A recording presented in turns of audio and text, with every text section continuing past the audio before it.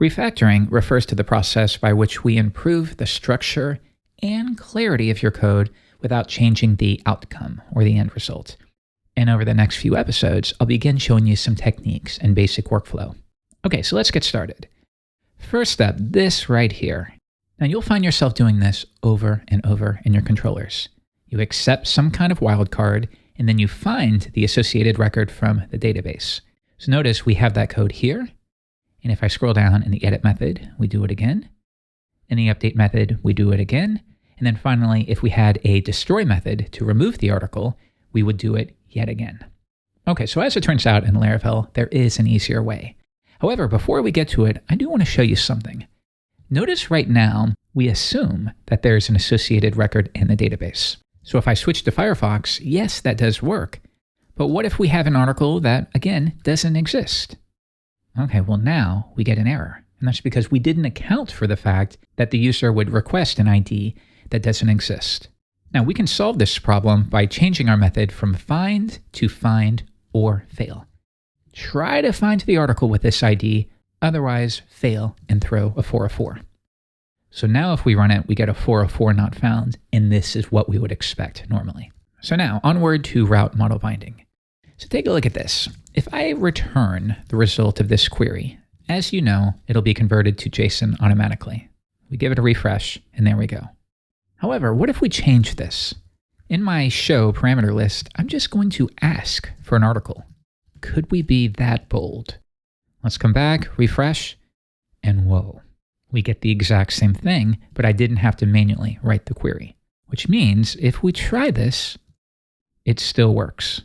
And at this point, you might be thinking, that's really cool, and I have no clue how that's working. So let's take a look. Notice the URI is articles/1. And if I go to my routes file, here's that route, and we're listening for articles/a wildcard. So what's happening is Laravel captured this, and it knows the article is 1. Next, when we request an article instance, Laravel's smart enough to know, okay, you want an article instance, and the matching wildcard for this variable is 1, so I'm effectively going to do this.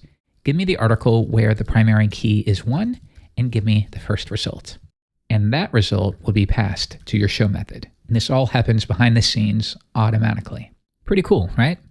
But now one quick gotcha. Be careful, your wildcard name is important. So while you could name it anything you want, foobar, if you take that approach, it has to match up on the controller end. So for example, if I come back to Firefox and refresh, it's no longer going to work. And again, that's because the name is important. So if you're going to call this foobar, well then make sure in your articles controller that you name this foobar as well, because that's what Laravel is looking at. So you'd have to take this approach to get everything to work once again, and it does. They have to match up. But yeah, as a general rule of thumb, just make the variable and the wildcard match up with the model name. And that's what we're going to stick with. All right, so this will take care of most situations. However, there will be times when the primary key is not how you hunt down a record.